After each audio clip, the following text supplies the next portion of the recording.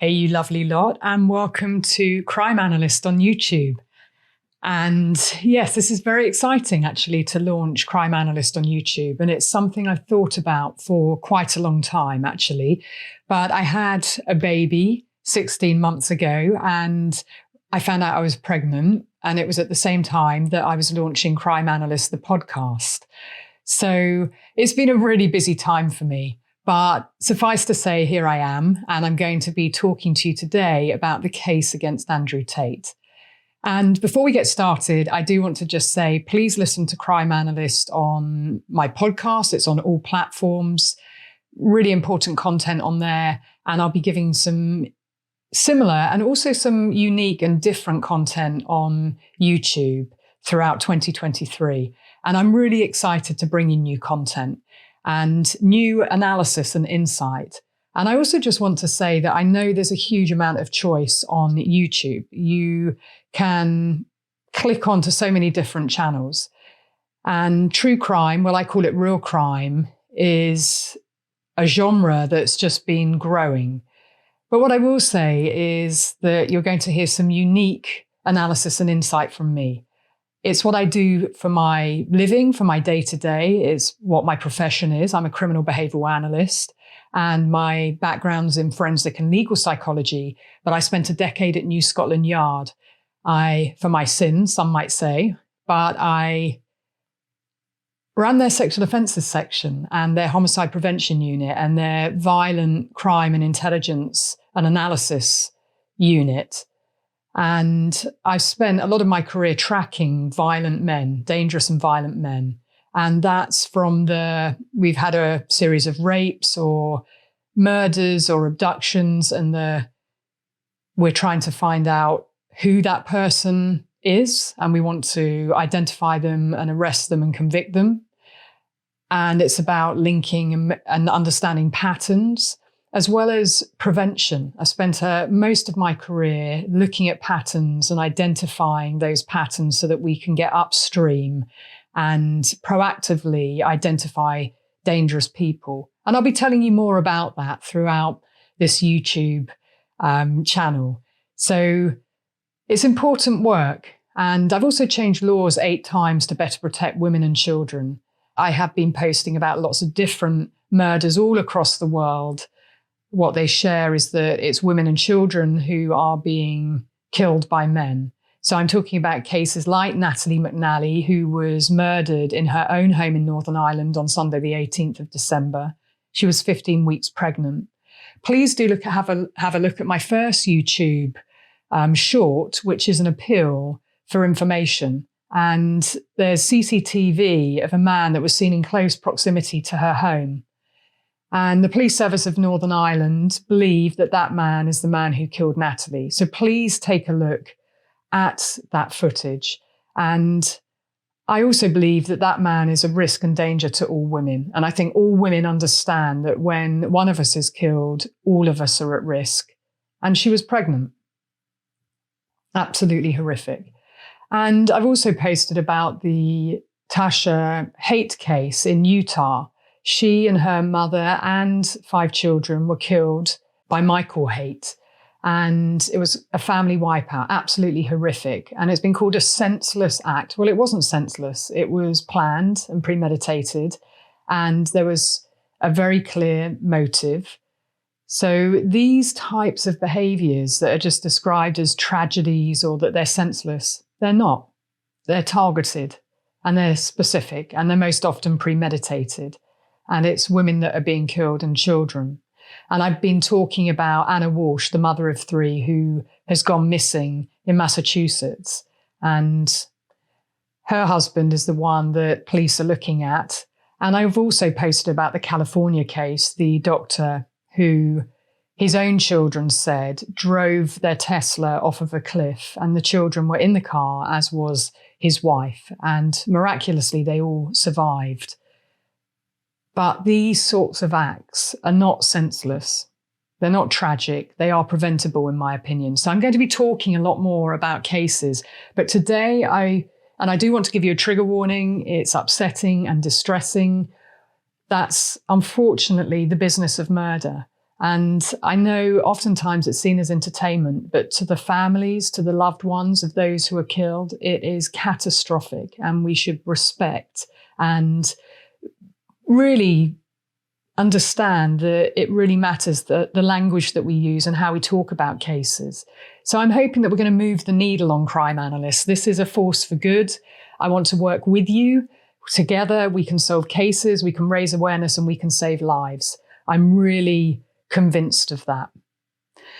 But today I want to talk about the case of, or I should say, the case against Andrew Tate. I think most of you have probably heard of Andrew Tate, probably for all the wrong reasons, although some people think it's the right reasons, and I'm going to get into that. So firstly, I want to tell you about how Andrew Tate came on my radar. And full disclosure, I have talked about Andrew Tate before. I've posted about him and his deeply misogynistic language, his actions and his behaviour. And what's important to first note, it's not about speculating on what he might be, although I am going to give you that information and that evidence. But it's important that in his own words, he tells us who he is and he shows us who he is. So that is very important in a case like this. And he came on my radar back in August last year. And actually, he'd been flagged to me before that, but I received a lot of notifications from all of you lovely lot. And what I will say is that I do listen to you and I do take note. Those of you who know me and know my work know that I interact with people online, and I do take seriously when cases are flagged to me. And I started to look at Andrew Tate and I realized very quickly he was a risk and danger. A risk and danger, and I don't say that lightly. I've spent 27 years tracking violent and dangerous men, of where it began, the psychopathology and doing the psychological autopsy going back in time, but understanding their behavior and the attitude, the misogyny, it normally starts there to begin with. So that's a very important point. When I started looking at his behavior, it was really troubling to see how he was talking about girls and women, but also about the fact that he's a risk and danger to boys and men, that he was profiteering from exploiting boys and men and making money from them. And what was really important was highlighting those sorts of behaviors in the Hustlers Academy, where he was teaching widespread, large-scale boys and men how to exploit, how to entrap, and how to abuse girls and women. And in my opinion, what he was doing, that's coercive control, the way that he was entrapping to dominate, to exploit, love bombing, and his strategic pattern of behavior to control women and girls, and then putting them on webcams and coercing them into acts by manipulating them and making money from that. That is coercive control and serious and organised crime. So I'm going to explain it a little bit more, but that research, well, that was back in August 2022. And there are a number of my posts which you can see where I flagged him on Instagram and on TikTok and also on Twitter. And I was requesting that my listeners take note of who he was and also report him to Instagram, to Facebook. And that was a very important part of the campaign. And I do want to say it did become a campaign, and there were incredible men like Daz Black who were also taking action, using their platform, and also speaking to women who had been victimized by Andrew Tate. So it's important. He wasn't just saying what he was doing, he was showing us what he was doing, and he was taking great delight in it. Now, he also posted a video of him abusing a woman. He said that that was consensual, but it certainly does not look that way. But what I will tell you is that when women are coercively controlled by men, that 51% of them don't understand that they're being victimized.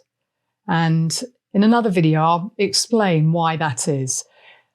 It's too much to say here, but I will talk about coercive control specifically because I think that would probably be helpful for you. But you should probably know that I was one of the key women lobbying and campaigning for coercive control to be criminalised in England and Wales. And in 2015, it was criminalised. We showed overwhelming evidence and compelling evidence as to why it should be criminalised. So it is a crime in England and Wales. And that's important why I mentioned the date 2015.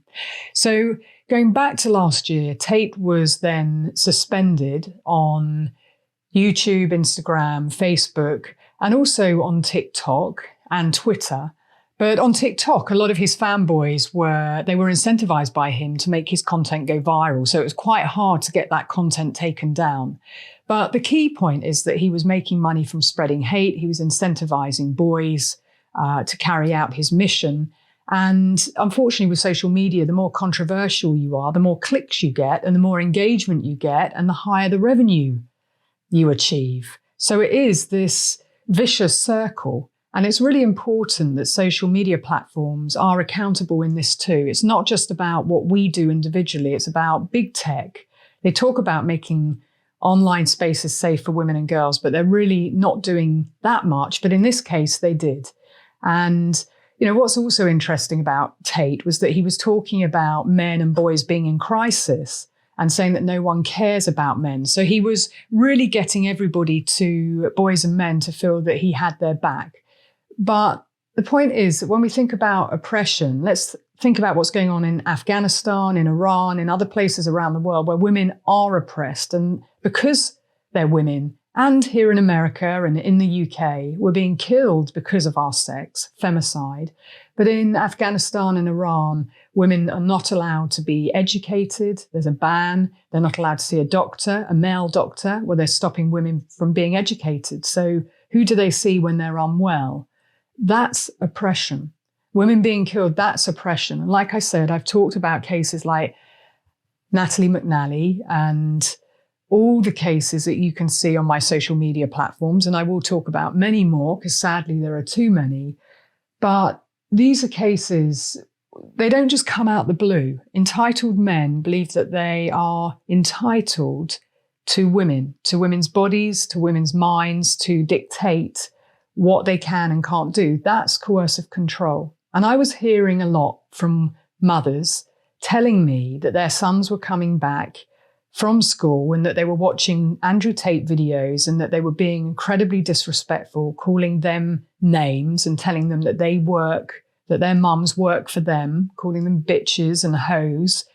And it's having a huge impact on boys and their development, their psychosocial development. And Tate is not the only one. There are other influencers stepping into his shoes. This is why we've got an ecosystem, a wider online ecosystem of misogynists, and it really must be shut down by big tech companies. And I do believe misogyny should be a hate crime. And I'll talk more about that. But I do want to just say that there are other incredible men who have been using their platforms. And I mentioned Daz Black, but also True Geordie on YouTube, and Ethan Klein and H Podcast. I just want to thank you all for using your platforms responsibly and holding Tate to account, because there's a lot of other men who've just remained silent, and that silent is collusion. And there's also other men who just laugh along, who just think it's funny. Well, it's not funny when women are raped, mothers, sisters, best friends, and when they're killed. And I have to say, I've had a lot of these fanboys flooding to my social media sites and telling me that I'm wrong, telling me, hashtag free Tate and that he's innocent until proven guilty. Well, that's an interesting point, isn't it? And I do agree with it, innocent until proven guilty. But what if somebody tells us who they are and they show us who they are and they admit to what they're doing? What then? Because it's in their own words, it's self-admission. So I just want to quote a few things that were on Andrew Tate's website. So this is one of the things that was on his website. I've been running a webcam studio for nearly a decade. I've had over 75 girls work for me, and my business model is different than 99% of webcam studio owners. 50% of my employees were actually my girlfriends at the time. None of my girlfriends were in adult entertainment. I'll say that again. None of my girlfriends were in the adult entertainment industry before they met me. My job was to get women to fall in love with me. My job was to meet a girl, go on a few dates, sleep with her, test if she's quality, get her to fall in love with me, to where she would do anything or say anything and then get her on a webcam so we could become richer together. He also wrote, whether you agree or disagree with what I did, with their loyalty, submission, and their love for me doesn't matter. Well, actually, Mr. Andrew Tate, that's where you're wrong. You see, firstly, getting girls to fall in love with you as a strategic campaign, well, that's not your job, nor should it ever be. And the fact that it's a strategic campaign, well, what you're describing is love bombing. And that's a technique and a deliberate strategy to manipulate someone to fall in love with someone by charming them or giving them gifts or alcohol, whatever it might be, to gain control over a person and manipulate them. And that's what Andrew Tate said that he did. And he also forced them to perform sexual acts on camera. Now, he called this his lover boy techniques. And he said that this was his skill to efficiently get women to fall in love with him. But the thing is, Mr. Andrew Tate, is that everything you've been describing is actually coercive control, and it's a crime in the UK.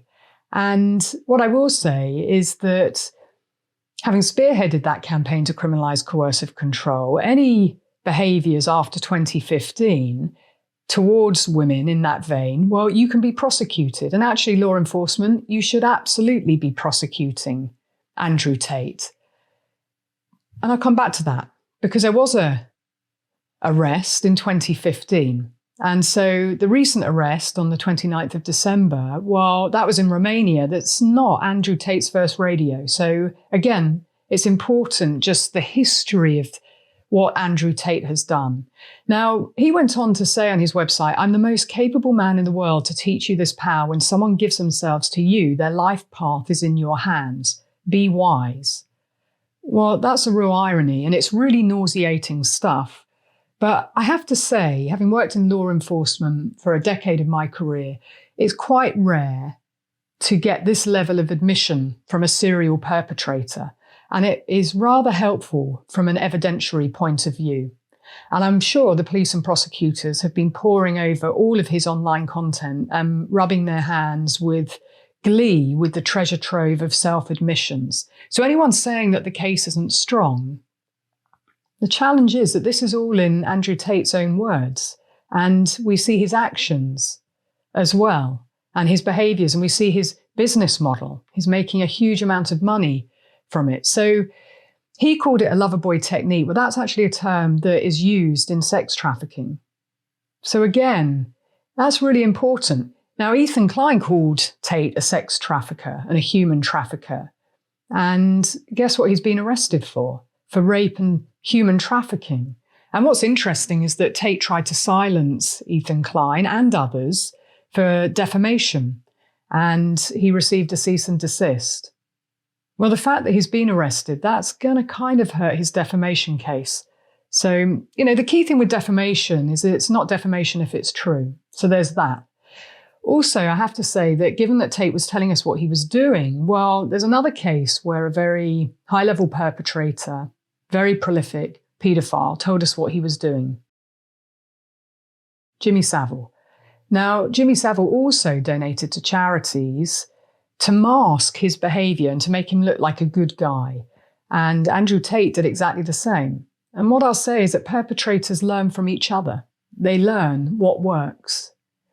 Now, normally with cases, those who know my work, I always talk about victims first. And I'm not going to talk specifically about victims or the victims in this case, because it is now an ongoing criminal case and I want to protect them. But with the case where he's just been arrested in Romania, there were 6 victims. And what I will say is that there are many others too. There are many others that have been coming forward across time. And these allegations are extremely serious. And if Tate and his brother and the 2 others in this organised criminal network are found guilty, they will be facing a serious and significant number of years in prison. So the court proceedings are ongoing. The police have requested another 30 days pending their investigation. They want the Tates kept in custody.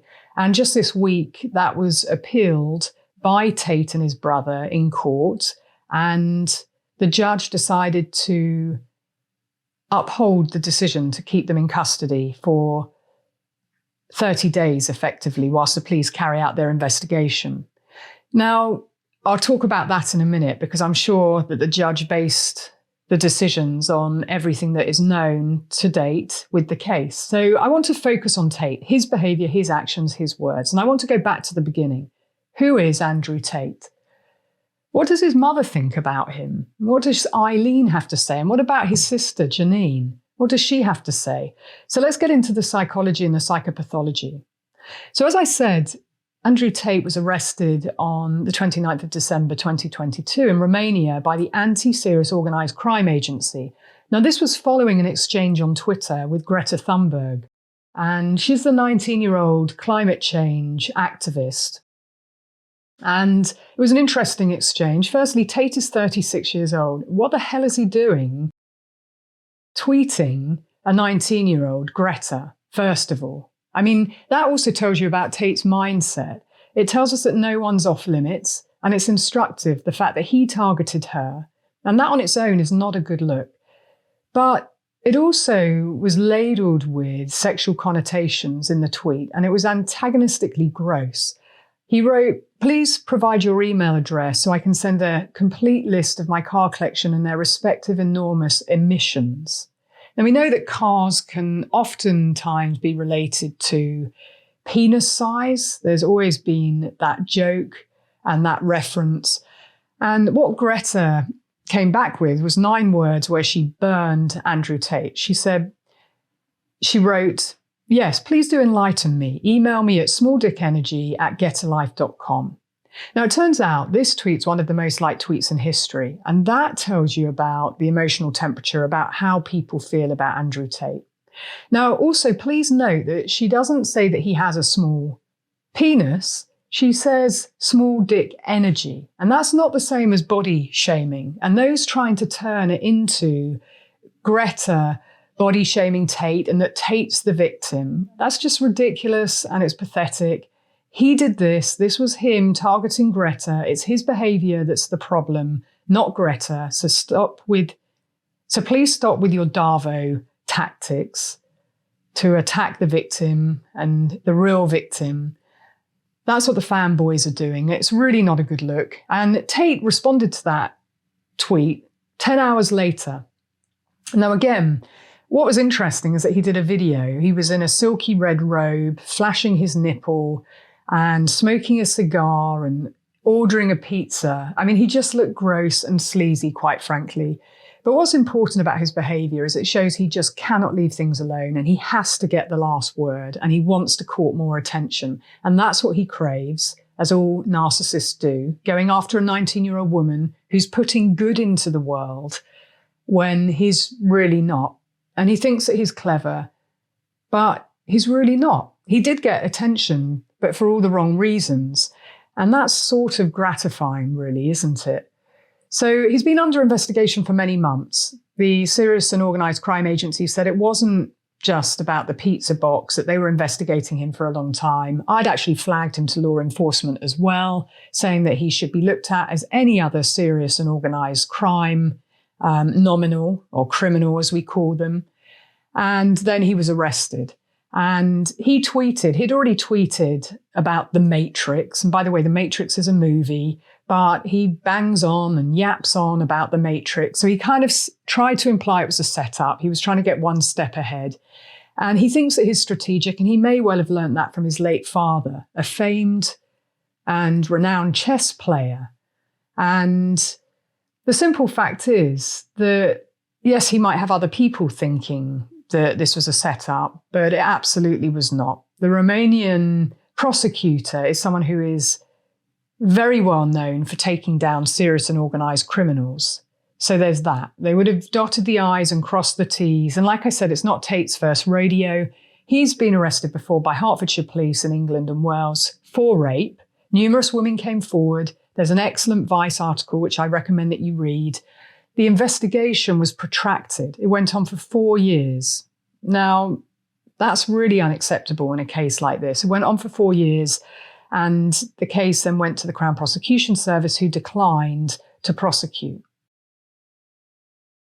Am I a bad person Because the more you didn't like it, the more I enjoyed it. I fucking loved how much you hated it. Turned me on. Why am I like that?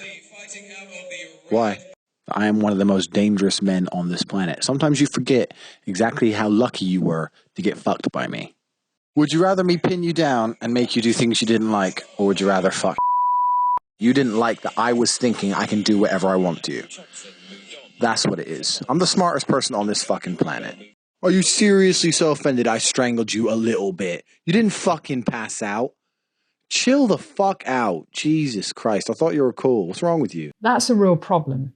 And before that decision was made, Tate decided to up and disappear to Romania and move his business operations to Romania. Well, here's what Tate had to say about that. And here, True Geordie says some very interesting comments about it. I've done some things when I had to pay the bills. Right. So I was a bit like, what's this going to be? So I like flush my phone down the toilet quickly. Boom. Shit, I'm coming.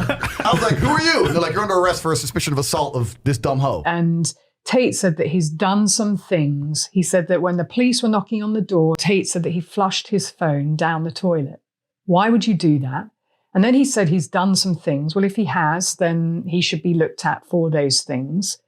And he makes it clear that he sees women as domestic slaves and properties. He said that he even tattoos some of the women owned by Tate. So that investigation, well, it went nowhere, but he was kicked out of the Big Brother house and he moved to Romania. Now, before that decision was made, he moved to Romania, and that's instructive. And in his own words, he said that he moved to Romania because the Romanian rape laws were more lax and he wanted to escape Me Too and accountability. So there's that. Now, that's very important when we think about the decision the judge just made to keep Tate and his brother locked up, remanded in custody. And the judge made that decision because he's a flight risk. He's already told us that he's a flight risk in his own words. So that's really important. And I really think that other victims should come forward. I highly recommend and advise that you do and have your voice heard. So back to Andrew Tate and his misogyny and his coercively controlling behaviour and serious and organised crime. I've really been thinking about his mother and what she must think of Andrew Tate. I mean, I'm the mother of a little boy, and I'd be devastated if my boy turned out like this and he spent time teaching other boys how to harm women. So let's go back to wee man Tate. So his mother, Eileen, lives in Luton in Bedfordshire. She raised 3 children. Andrew's the eldest, Tristan, and then her daughter, Janine.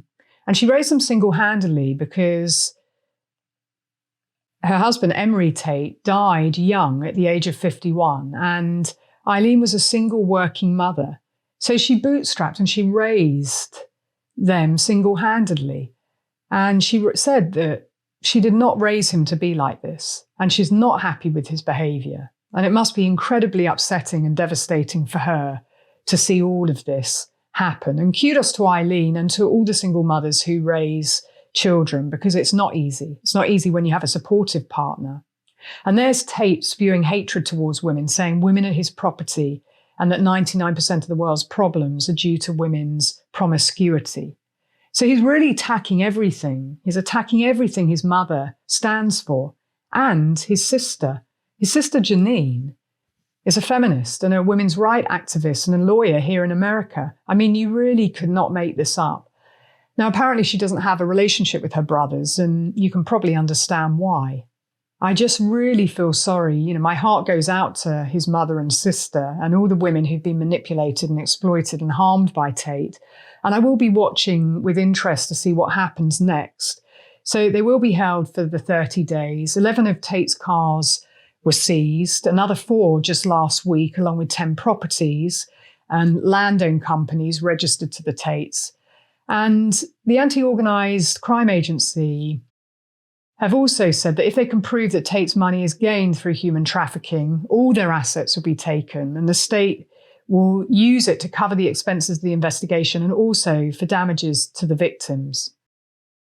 So I think it's really interesting what's happening. And also when we think about Tate and his own words, remember he moved to Romania because he was under investigation for rape in the UK. He did it as the laws he believes are lax are there, and he wanted to avoid accountability. The judge absolutely would have taken that into consideration. He also said, and I quote, "I'm not a rapist, but I like the idea of just being able to do what I want, and I like being free." Well, he has been doing exactly what he likes, and that's the problem. Plus, he's coaching other boys and men to harm women and profiteering from it. Holding a machete, he said, "It's bang out the machete, boom in her face, and grip her by the neck. Shut up, bitch." In another video, he calls an ex-girlfriend who accused him of hitting her a dumb hoe. And according to Vice, Tate sent a woman messages saying, "I love raping you." But despite 2 other allegations from 2 separate women, the Crown Prosecution Service declined to prosecute him in England and Wales. So it's no wonder really Tate thought that he was above the law and that he was untouchable. But it's really time that he learned that no one is above the law. And if you do the crime, you have to be prepared to lose your freedom and do the time, my dude. Now, I know that these serious and organised crime folk, and I know this through experience of working with them, they don't mess about. And that's why I was saying he should be looked at as a serious and organised criminal. And as I always say, follow the money. The money never lies. And also take women seriously when they report. So I'm going to end there. Now, if you have a question or a comment, drop it in the comment section below. Until next time, be curious, ask questions, and always trust your instincts.